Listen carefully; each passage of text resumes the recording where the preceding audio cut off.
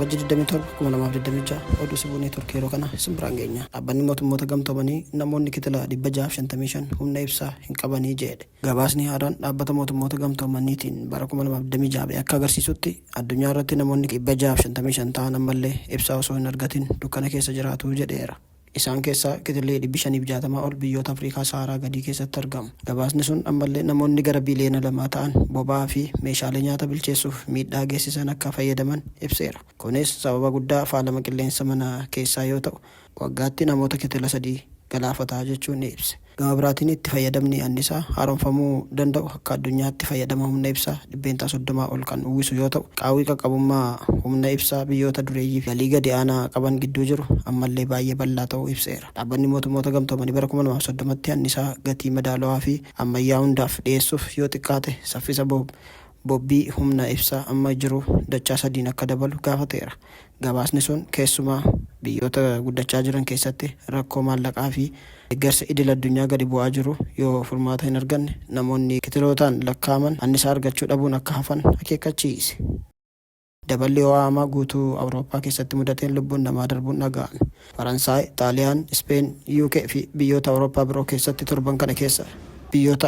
keessatti torban kana keessa namoonni kitilaan lakkaaman ho'a hamaan mudataniiru. Iddoowwan baay'eetti ho'i guyyaa guyyaan argamu digirii seentigireedii 40 ol kan ta'e yoo ta'u, daballiin ho'aa kun gara ba'a ardittiitti socho'aa akka jirus beekameera. Saayintistoonni akka ibsanitti dambaliin ho'aa hamaa Awurooppaa mudatee jiru kun qaama jijjiirama qilleensa dhala namaa dhufu qofaan kan ibsamu mitii jedhan.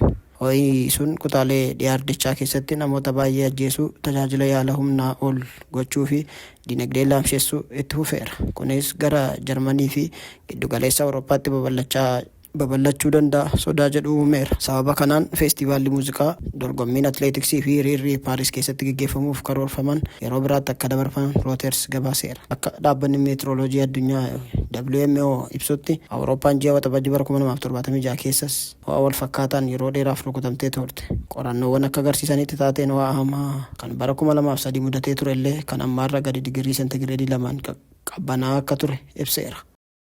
Chaayinaan dhaabbilee USA 46 bittaa mootummaarraa dhorkite. Mootummaan Ameerikaa tarree gurraacha ishee cimsuu hordofuun Chaayinaan dhaabbilee Ameerikaa 46 pirojektoota bittaa mootummaa kamiyyuu irratti akka hin hirmaanne dhorkuudhaan haaloo ba'uu ministeerri maallaqa biyyattii beeksise.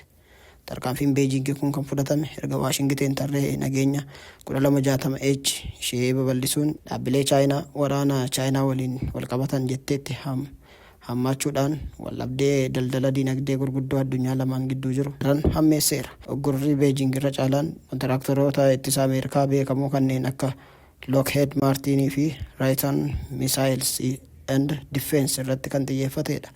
Chaayinaan oomishaalee itti fayyadama lama irratti daangaa al-ergii kaa'attee jirti. Dhaabbilee Ameerikaa 10 irratti kan xiyyeeffate yoo ta'u, kanneen keessaa oomishtoota lafa harka qalleeyyii MP Materials fi USA Rare Earths dabalateeti qoqqobbiin kun.